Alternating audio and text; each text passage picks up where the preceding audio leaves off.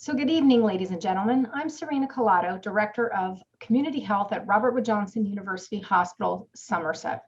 Welcome to tonight's webinar on Corona consumption, the use of alcohol to cope, presented in collaboration with Friends Health Connection.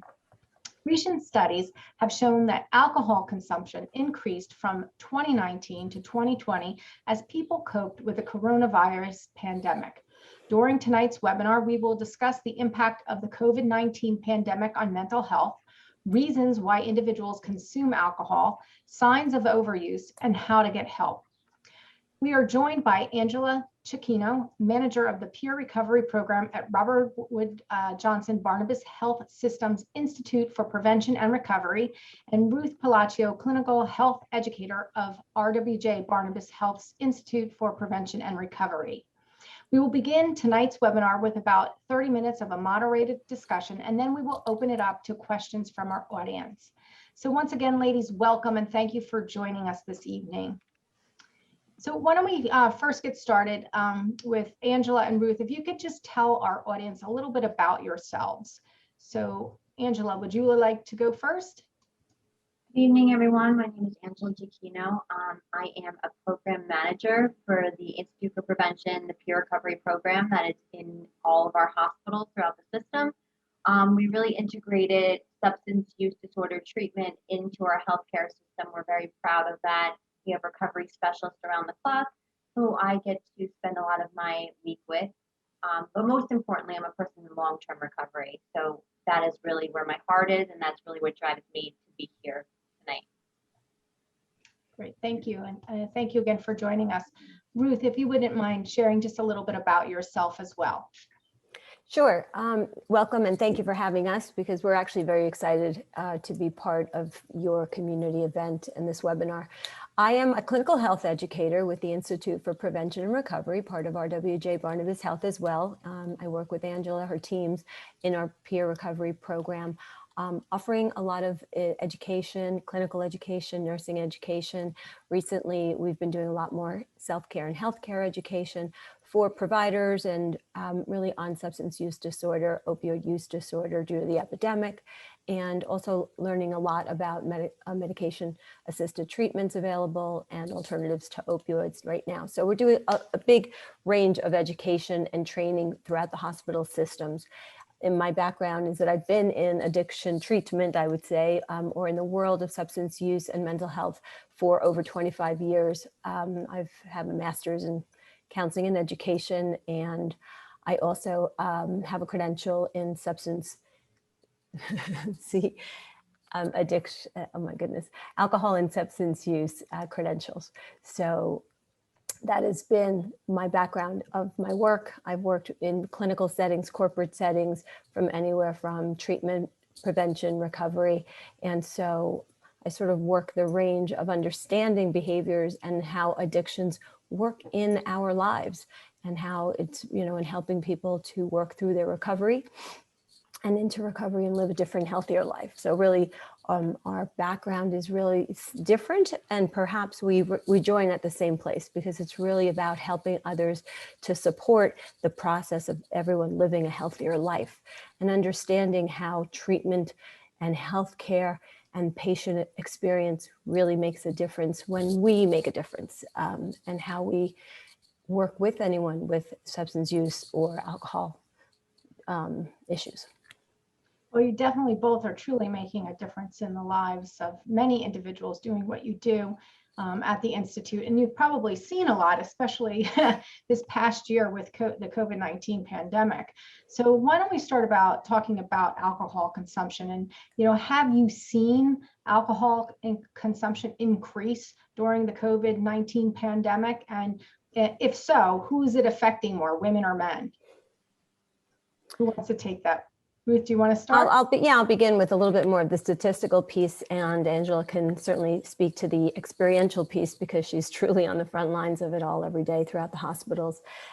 So yes, we have a lot of reports, of course, from the CDC to the Journal of Environmental Health and Research that speak to the increase of alcohol use overall. Overall, there's probably been about 27% overall increase in alcohol use from last April through December of 2020. And it shows increase in both consumption, so the amount that people are drinking, and an increase in the number of days people drink a week. So it's not just what, it's not just how, it's how and how many. So yes, that has certainly, we've seen that. And there was one of the largest, during the 7 weeks between March last year of 2020 and April, so right when we all shut down and went home, there was the largest increase in alcohol sales in the United States data.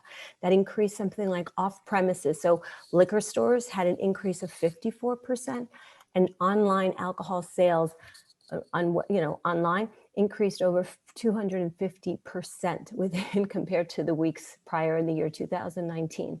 And that really speaks to almost the anticipation of, oh my goodness, something is not going to be available, so I need to get more or stock up or whatever the mentality, and that's how it begins to connect with stressors and uncertainty.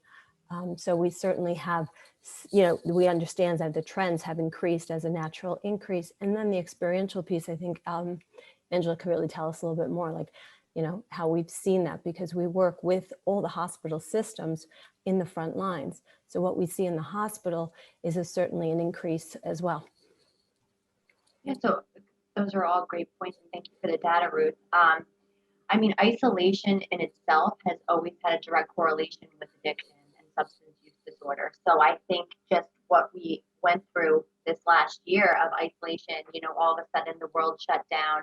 People in recovery who go to meetings regularly or attend self-help groups, they were shut down. There was no longer that human connection that, that we've gone for as human beings. So in our hospital system across the board, not only were we seeing patients come in who we have never seen before, mothers, fathers who were like, my job was remote. I started having a glass of wine every night. I didn't have to get up early.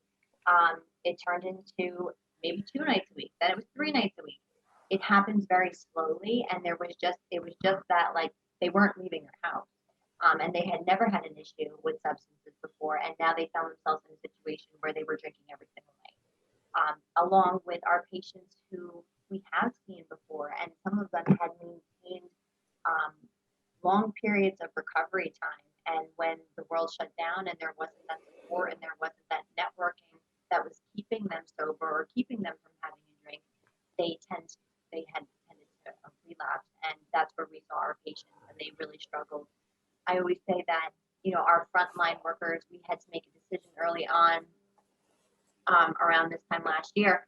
Are we going to keep our recovery specialists in the hospital or are we not?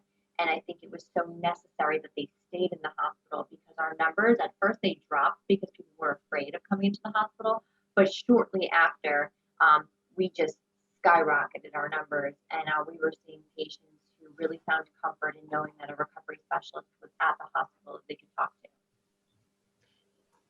Those are amazing statistics, understandably with everything going on.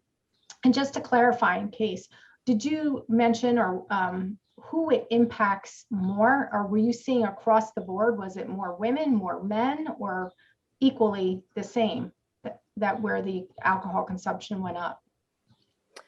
Well, it increased in both demographics. However, there was a significant increase in the demographic of a female who was a parent. Overall. So that makes very much sense when we start to think about how it's been utilized, right? So if alcohol, as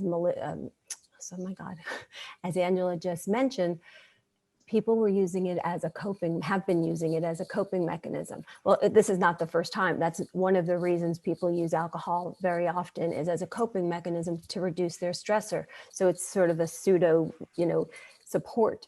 And yet what it's doing is creating a whole nother issue or problem, right? So when someone is now isolated, or particularly women who are either career women and a parent are suddenly home in a setting that their roles are overlapping, they're juggling their roles. I have my mom hat on, I have my recovery specialist hat on, I have my wife hat on, and the roles become overlapped. Their schedules are consistently moving and changing. Today it's go to school day, today it's a hybrid day, today it's a stay home day remotely. So all of these things add stressors. These are all factors that have added complete stressors. On the other end of the spectrum, there's also been a lot more leisure drinking. So people were home. A lot more people had nowhere else to go, and they started to recreationally drink in home. And so that was another reason that it increased the numbers. So social isolation, as Angela mentioned, is a complete correlation to the use of not only alcohol, but substances in general, because it's very difficult to just speak to alcohol use consumption alone, because often it's very integrated with other substances. So maybe someone begins by using alcohol and then they may resort to using other things, or vice versa. They're isolated at home and they're unable to get other substances, so they're resuming to using alcohol instead. So there's different avenues to reach the same point of increase. And a lot of the financial uncertainty, the pressures of the finances that people started to go through, the uncertainty, the financial anxieties, all the financial difficulties, those are all factors that continue to result in the increase in consumption of alcohol. Okay, so you had mentioned in terms of speaking about why people are consuming alcohol at this time, you mentioned the financial, you mentioned the isolation, you mentioned some of the stressors that COVID brought on. I just wanted to go back a little bit. You had talked about leisure drinking, and that was up. So what caused that? Was it these factors that increased the leisure drinking as well? Or can you clarify, or expand upon why people were drinking more? Well, some of it, as always, I think there's an underlying perspective of you're dealing with coping with something. So whether you're coping with your stressor at home, your personal stressor, you may have your own relationship stressor, you may have your own professional stressor, maybe it's overload workload that we've seen a lot. People working remotely suddenly are working even more hours and having difficulties setting boundaries and clearing the lines. So some of that has a lot to do with it. But the word leisure is, sort of equates to time. Most people have found themselves much more at home with a lot more time.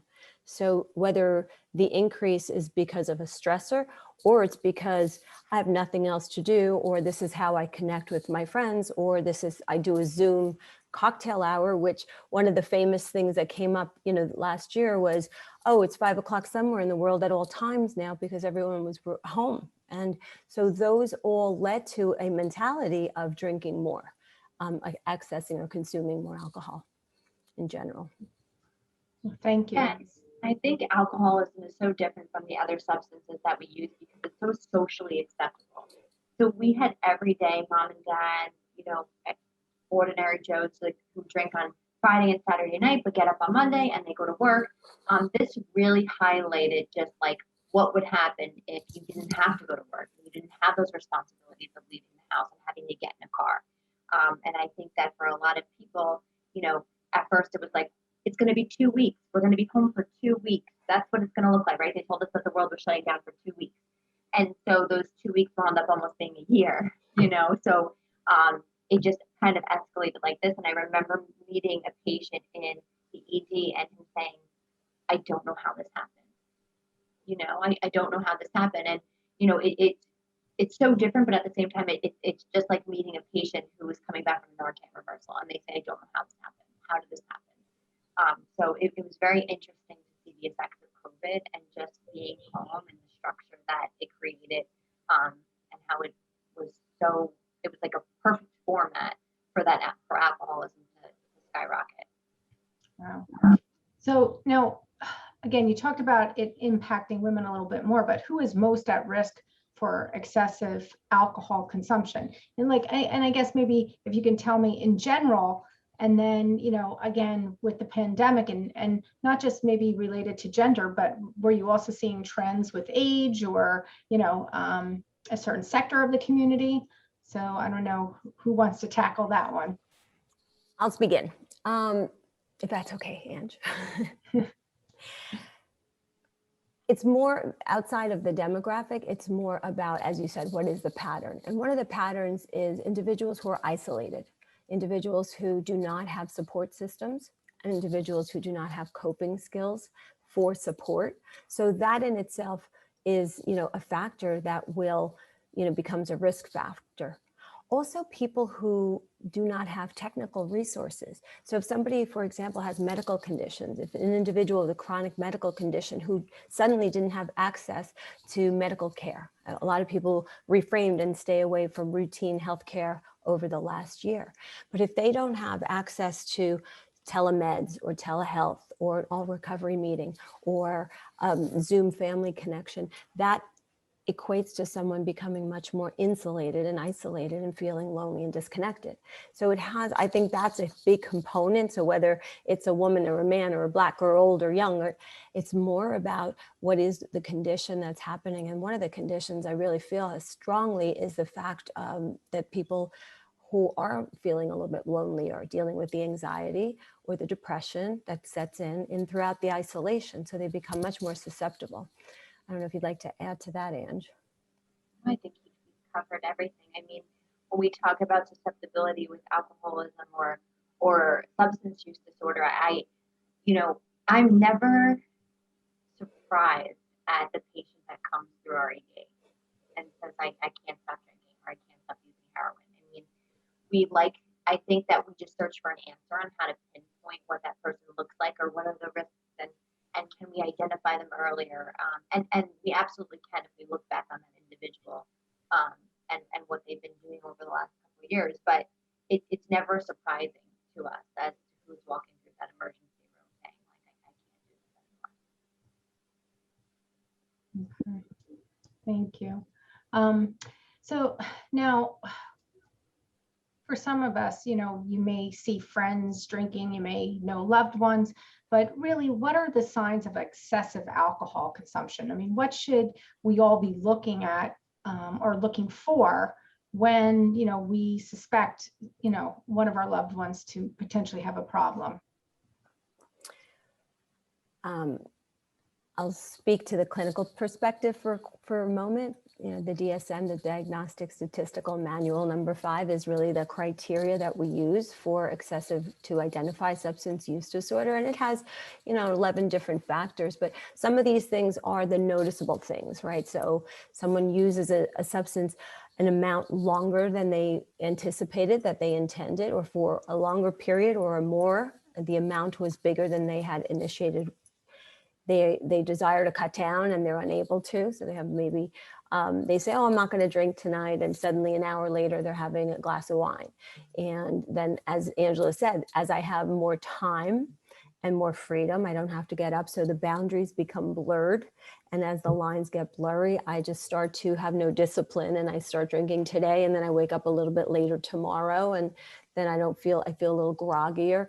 And so it becomes progressive. And that's part of the identifying the progressiveness of the progression, I should say, of substance use disorder, how it's identifiable like many other diseases. And you could really begin to see if someone starts using and they start not fulfilling, a lack of fulfilling of their obligations, whether it's a responsibility for a phone call or a meeting or taking care of their child or being expected to be at a baseball game and they're not showing up, whatever it may be, but they're not fulfilling their obligations that they had said, or they have a lot of strong cravings or desires and you're noticing that, oh, I feel like drinking again. And you start to notice the increase in that. In addition to that, just tolerance, how someone could begin to drink more and not have the same effect. And perhaps, you see them 2 months later. And I've seen a lot of people who have built up an incredible amount of tolerance over time. I'm like, wow, I don't recall somebody drinking, I don't recall that. And so you see someone's tolerance increase. And often alcohol, if you're drinking to an excess, you can certainly go into withdrawal and have withdrawal symptoms, and they can get sick. So these are just some of the signs and symptoms. Okay. So now, again, what can be the short-term and the long-term effects of excessive alcohol consumption? So the short term could be, as we said, foggy head, a little bit more fatigued, sleepy, leave me alone, productivity reduces, family problems perhaps increase, broken relationships, these kind of things are maybe more of the short term. But then you have the medical piece or the physical piece, which could include high blood pressure or other heart-related diseases that can happen. Alcohol poisoning can certainly be a factor if it's to that excess. Stroke, so these are some of the longer term effects. And Angela, let me know if you want to jump in at any point. I'm just going to keep asking. I'll keep firing away.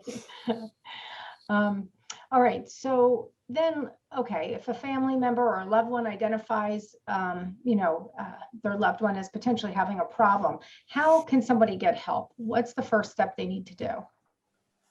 So I think that's really where we highlight the peer recovery program. I am a person in long-term recovery, and I can tell you that 10 years ago, when my family was faced with this exact scenario, they didn't know what to do. And so they were like, we're in crisis, so we go to the hospital. And the nurses and doctors were like, but she's medically stable, so she can go. And I think my mom was like horrified. She was like, she can go. We just don't know what to do with her. And I think that was just the ongoing theme back then.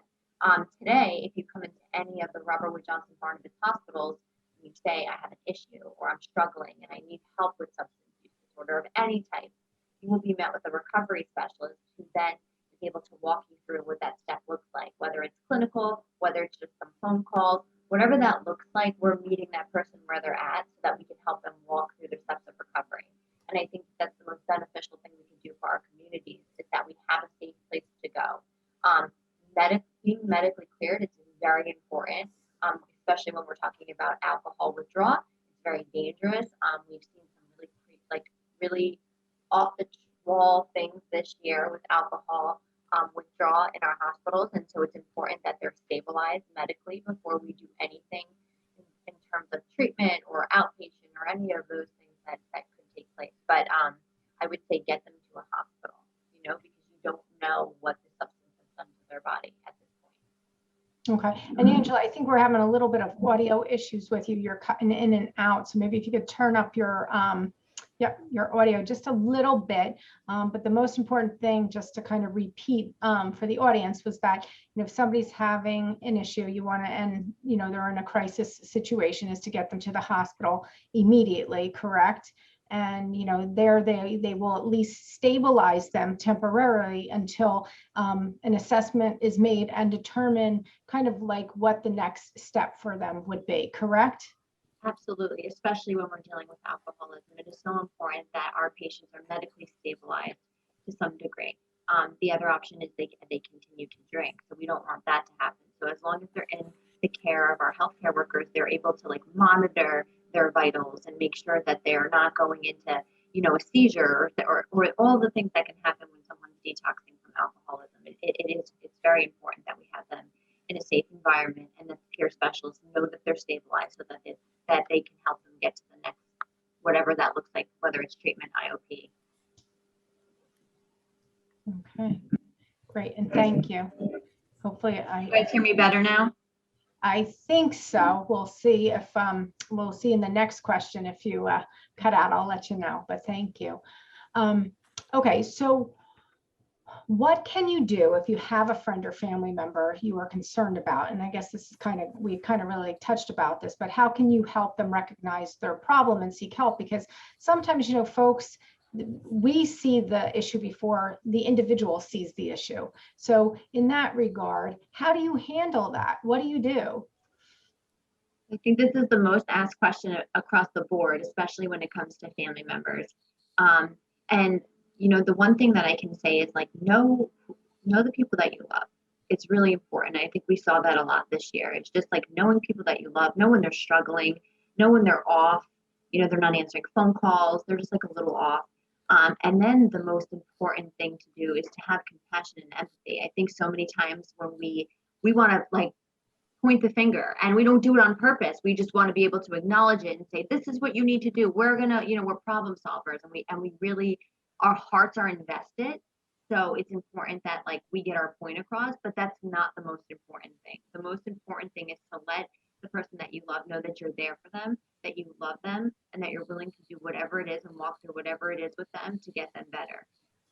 Because they most likely will be in denial. And we've seen that time and time again where, you know, mom and dad want their son or daughter to go away, and they're like, I do not want to go away right now. So what do we do? And I will never tell someone to kick their loved one out of their house or do anything that they're not willing to do, because the truth of the matter is that substance use disorder is deadly and it's fatal. And when I talk to a parent, and you have to be completely ready to make those decisions on your own. You can't be told to make those decisions, because you know, I don't want you to ever call me and say, well, you told me to kick him out and then he never came home. Because it has to be something that you feel in your heart that you're ready to do. So know the person that you love. Make sure that you early signs, the earlier that you catch this, the better off that you are. Approach with compassion and empathy. I think that that's really where it gets tricky, because it's so hard, especially if they're saying, no, this is not what's happening, and you know that it is happening, and it can become very conflicting, and it can make them feel like they're alone, they're isolated, nobody understands what they're going through, and that's the last thing we want to make someone feel like when they're struggling. And the peer-to-peer model, I mean, I can't speak more to the peer-to-peer model. It saved my life, I know personally, in recovery, because talking to someone who has been in the same position that I'm in, someone who thought that they might have been drinking too much, or thought that their prescription medication might have gotten a little out of control, but they weren't sure, and being able to talk to someone and say, like, I've been abstinent, or I've been in recovery from that for 3, 4, 5, 10 years, and this is how it started. It started with me just acknowledging it and just saying, okay, I'm going to try to make it through the day, and I couldn't make it through the day. And how scary that is. What a scary thing that is when someone identifies that I couldn't even make it through a day without the substance. I really do have a problem.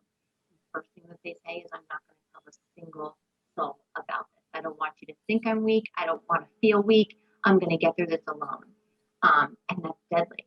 So when we can make someone feel like they're not alone walking through this, and that we're not being judgmental, and that we're coming to them from a place of love, and that we want to help them, and that we're going to be there and we're going to walk through it with them, it could be the most beneficial thing we do at those early stages. Wow. Thank you for that explanation. That's, I think, really important, because families struggle with that all the time. So, May I add something to it? Because I think that one of the things that Angela is saying is that it's how she really points out the idea of how emotionally charged the entire situation is for a family member.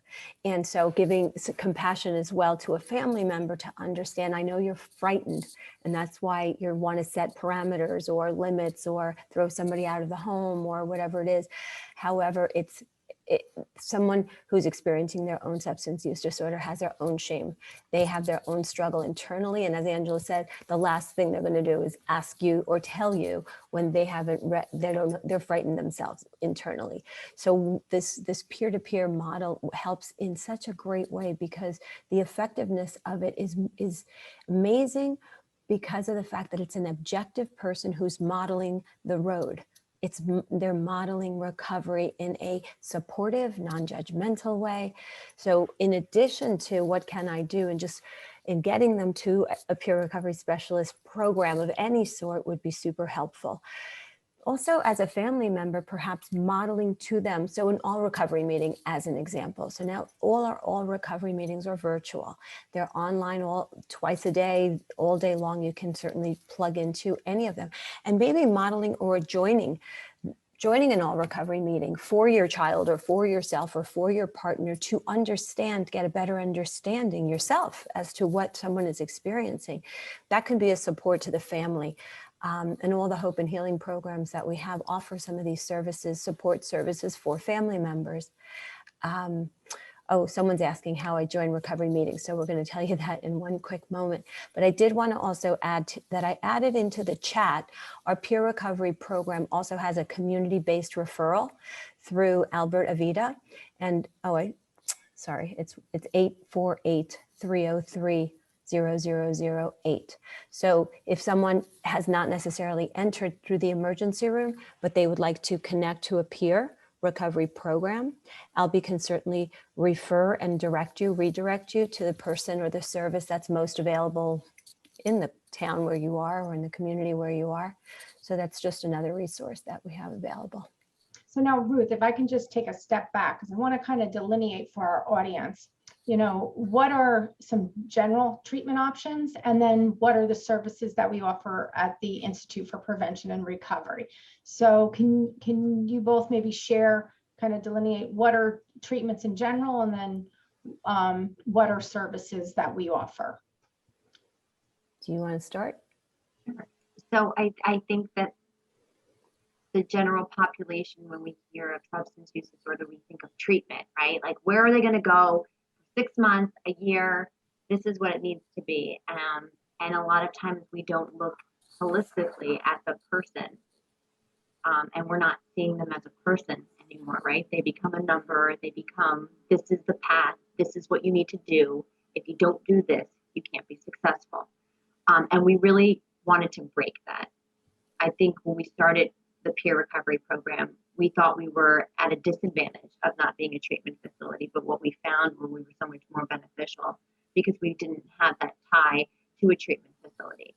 We were able to use our patient navigators who are clinical to kind of get to know that person during an intake, find out, like, do they have safe housing? Because we could send you away for 30 days, but where are you going home to? You can, we could say that MAT is the best way for you, but if you don't have transportation to get there every day, how successful is that going to be? So if you're in a broken relationship or an abusive relationship, what do we need to do? What are those steps that we need to do holistically to get you to be at the most successful level that we can get you to? And it's not a one-way street. It's not. What works for me isn't going to work for Joe. Isn't going to work for Tim. That's just not how recovery works. So we really needed to individualize it. Treatment options vary depending on the person, depending on if they're a co-occurring disorder. So, like, we have a lot of patients who come in, especially throughout the last year, who have co-occurring disorders. They're presenting psych. So we need to address that first, right? We need to get them stabilized on medications first. And that looks a lot different than our patient who comes in and is using opiates every day and has track marks on their arms, and they have stable housing, they can go home to mom and dad, but they just are looking for somewhere to go, to get away, kind of get that time. So we see all different layers to it, and it's really important that is assessed based on the person, the individual. Okay. And just to kind of summarize, because I think your audio was cutting out again. So it really, I know, I'm so sorry, but it really sounds like, you at the Institute, you really try to get to know the individual, to really understand what the issues are and what the needs are, to support them, from a mind, body, spirit perspective. Is that correct? Right. So we know that recovery is holistic, right? So we know that it takes just more of just abstinence to be in recovery, and that we know that you need to be in a healthy environment. We know that you need to have the access to the resources that you need necessary, whether that's like financial or housing or transportation or any of those things.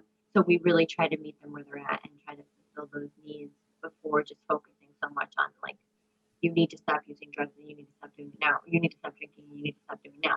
Of course they do. They know that they do. But we need to make that path as clear and as easy for them as possible.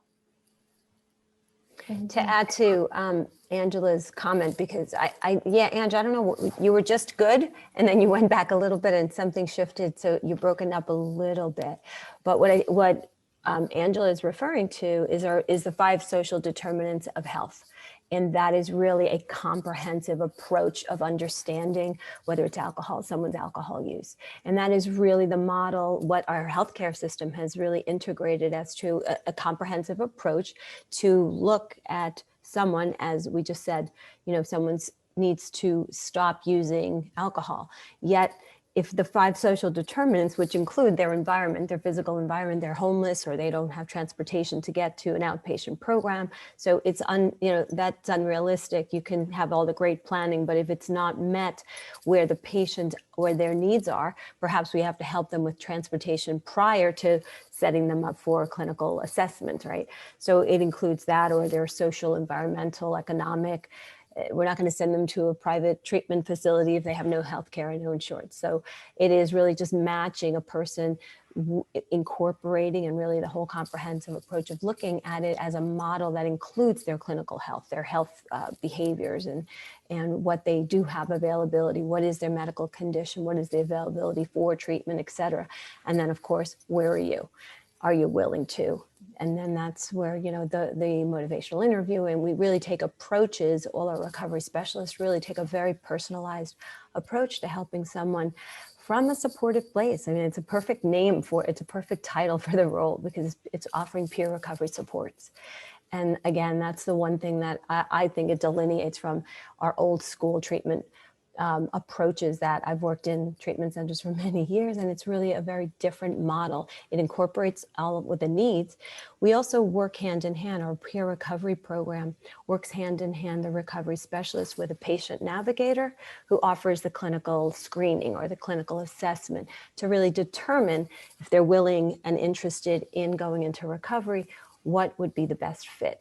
And then connecting the individual, the patient, to those recovery services once they're interested. So the first question, which most people ask, what do I do? How do I help them?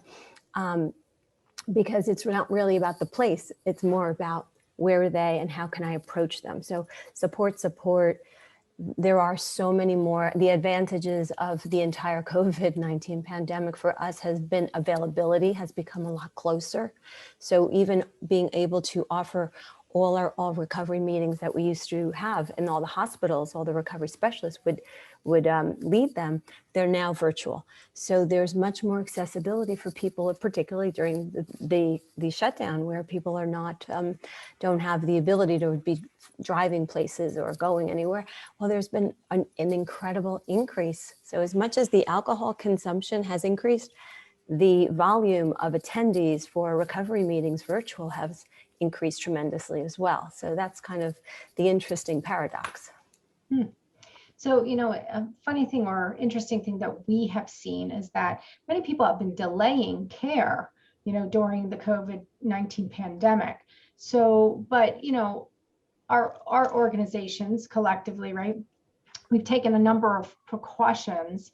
So can you share with the audience maybe what type of precautions you've taken during the COVID-19 pandemic to ensure the safety of your patients? Absolutely.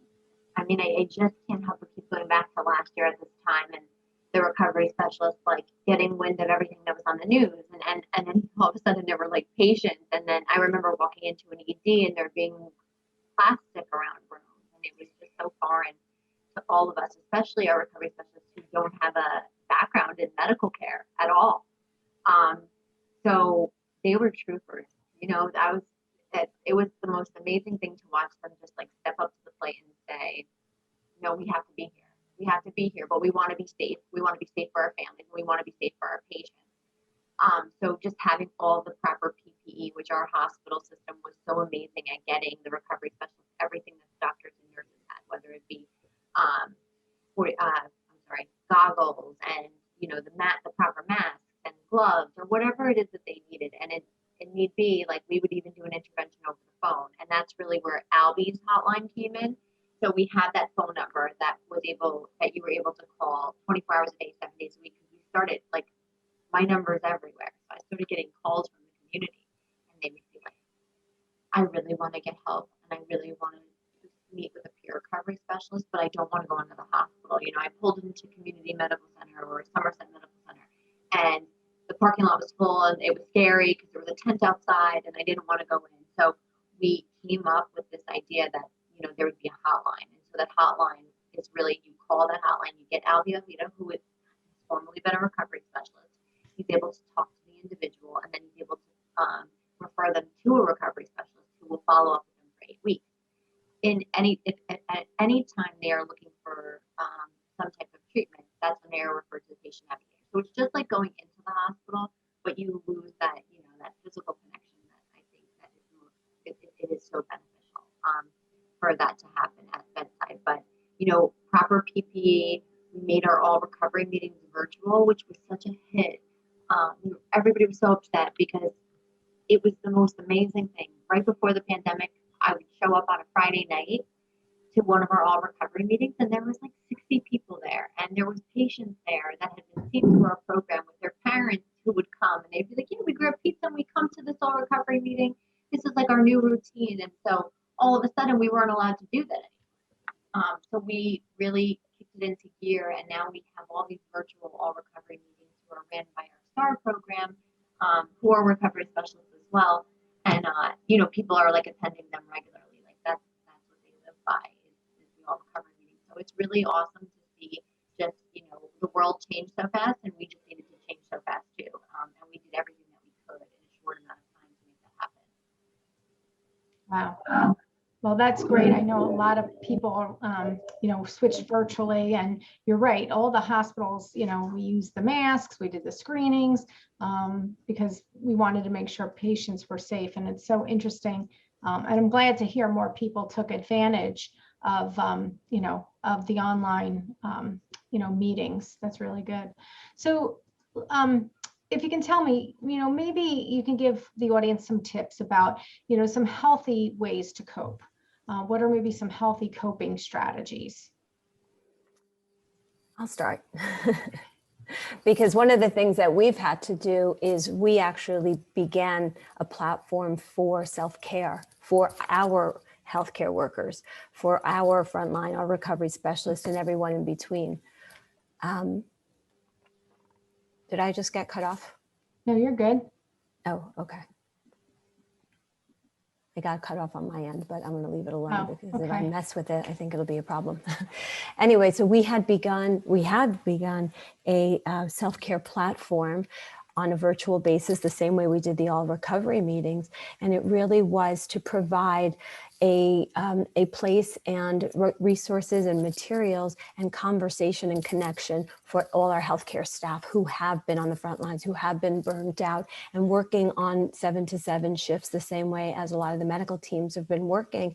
So even if you're working an overnight evening shift, you may have been seeing things that you've never experienced in your life or expected to experience, and they're very traumatic and stressful, and then go home and not know what to do with all this. So one of the biggest things that we really talk about is self-care and understanding what that means for mentally, physically, and emotionally, taking care of your mind, beginning to do some sort of mindful meditation practices, staying super connected with resources, with people, with other ways of connecting, since we have been all situated and socially distant.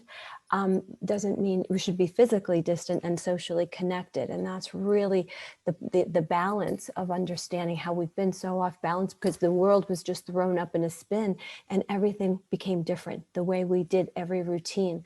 So reestablishing routines is a really essential piece of understanding. If you're home, continue to have a discipline, continue to go to sleep at the same time, continue to wake up and have a good night's sleep, be restful, really creating certain things, disconnecting from the stimuli of so much news and media or even social media. It's very fear-based sometimes, and it can really, overstimulate everyone with, your own fears and your own anxieties.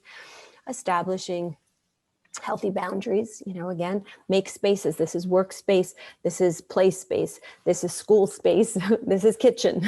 And because a lot of times they all get overlapped and blend. That's one thing that has occurred, and people lost balance because everything is blended.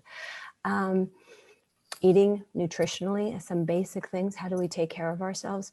Well, take care of your body, physical activity, whatever that may mean, whether it's in the house or outside. Have a walk, go out in nature a little bit, go to the beach if possible, go around the block.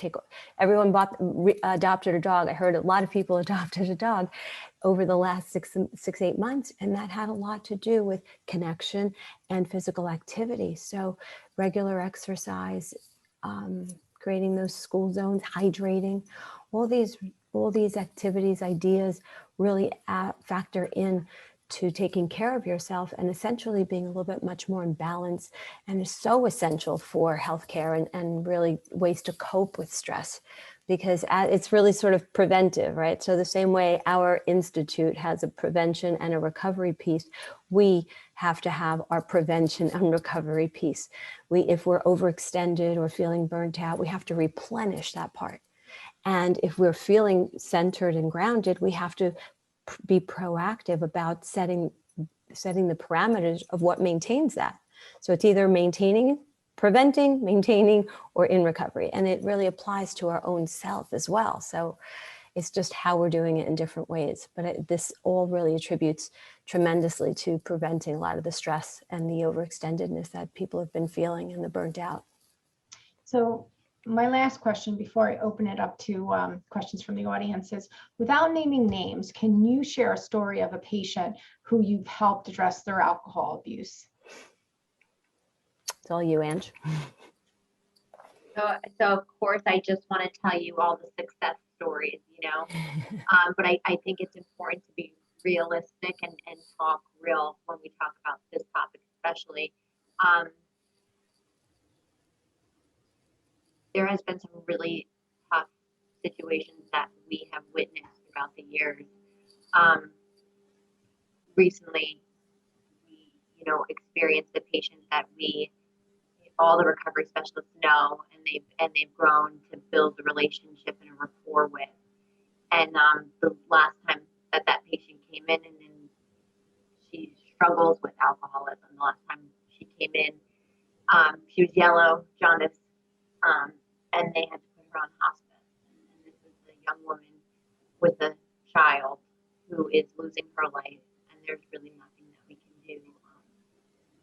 The hope is, and I guess the silver lining of it is that the recovery specialist still talks to her. She's at hospice, she's at home with her mom, and her mom is watching her daughter pass away to this disease. And this is just the reality sometimes of what happens. But to end on a positive note, we encounter patients every single day, multiple times a day, and there has been a couple who stick in the back of your mind, whether they're showing up, their name is showing up on every shift report. For a while, you're like, oh my gosh, they live at the hospital right now, like they haven't left.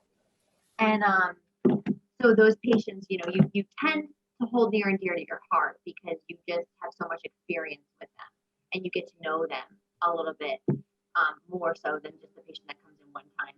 But so we have this one individual who is known to be homeless and struggles with alcoholism very badly. And the last time they came in, they were like, I'm done, and I need help. And we were very fortunate in the fact that just like all of the pieces kind of fit together. And I'm happy to report that person has 6 months clean and is coming to our all recovery meetings regularly. And, it's just amazing what even 6 months without the substance in your body can do, because you start to see their skin color change and they start to smile. And they're doing things for themselves. Like, I really want to be a recovery specialist, one day. And so, and that's so obtainable for this person. They can definitely do it. And getting to know them on a deeper level of than just them coming in at the emergency room, now getting to really know them and just know, their relationship with their kids. Wow. Not good for a very long time. It's really great to watch that. So I'll end it on that positive note. But we have seen multiple stories this past year that have, rocked our world, I think. And then some who are just like going strong and they're using the recovery specialist like they need to. And they're calling them at all hours of the day because they don't care. They just don't want to use it. So that's what we're here for. Okay, well, thanks. Amazing work. Appreciate those stories. So if you do have a question for either Ruth or Angela, if you'd like, please post it in our Q&A section of the webinar. We'll be happy to answer any of those questions. And, again, while, we give the audience an opportunity if they have any questions, again, Is there anything you want to leave our audience with? Best advice you can give them? So I think that just as a community, like working together is the key to this, right? Working together, coming together, doing this thing together. If you know someone who is struggling and you don't know what to do, go to the emergency room, call this hotline, learn about the community resources. I mean, we're not the only show in town. There's tons of community resources, and I think that families and people and loved ones are always so surprised when I'm like, there's a program for that. There's a program for this. And we just don't talk about it so openly because it's just not something that's talked about. But we need to get that out there because there is the help. And a lot of times there is the help. We just don't know about it. So I've even had to do like my research, when someone calls me and they're like, I need help with this. And I look at it and I'm asking people in the field and they're like, well, actually this program does exactly that. So, but if you're in crisis, go to one of our emergency rooms and our recovery specialist will be there 24 hours a day. Now, there is a question about how do you join a recovery group? And I think, Ruth, did you post, if I didn't see it in the chat? I did add to it. I'm not sure if everyone can see it or not, because it says 2 panelists. So perhaps I just need to recopy it to everyone if that's two different. So is it all recovery meetings? Maybe that's it. So through our website, through rwjbh.org / all recovery is one way to access all recovery meetings that are led by our teams internally from the Institute for Prevention and Recovery.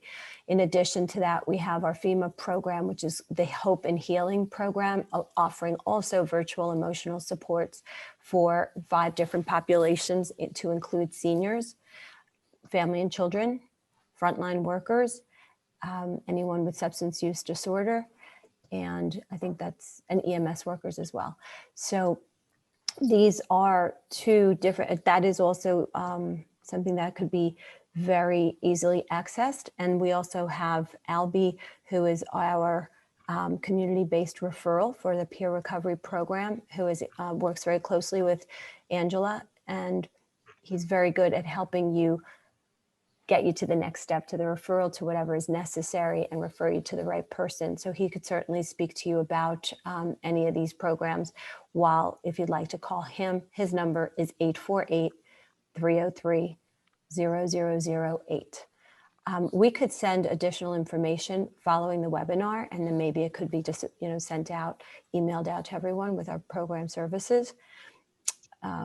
But really on our website, we can just go right on to the rwjbh.org, and Institute for Prevention and Recovery has all our program services listed right there.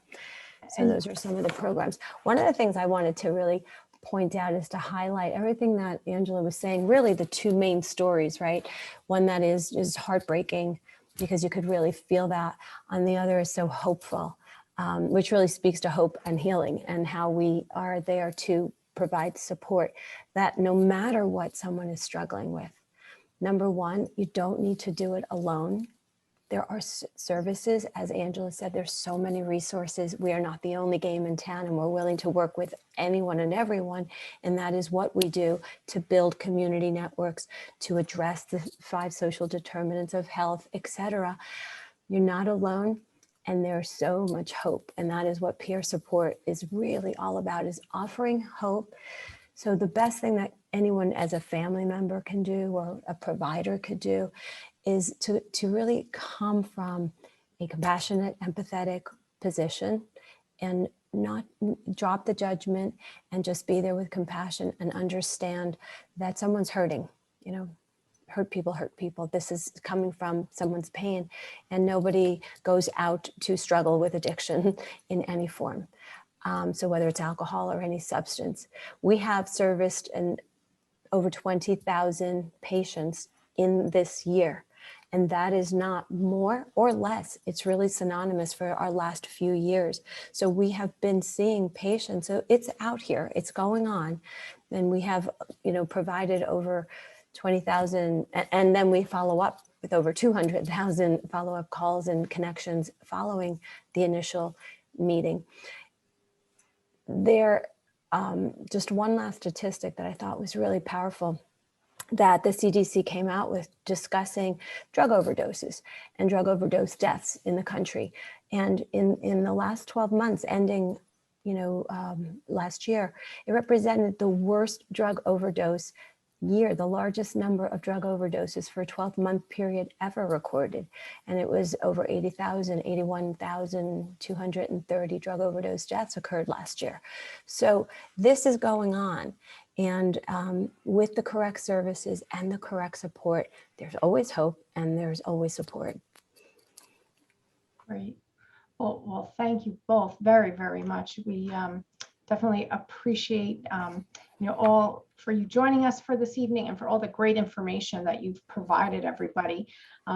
So before we conclude, just a friendly reminder that please remember the opinions expressed here by our medical experts tonight are not a substitute for medical advice from your own physician. If you do need a physician, please call our physician referral line at 1-888-724-7123. And for more information about the Institute for Prevention and Recovery at RWJBarnabas Health, go to www.rwjbh.org.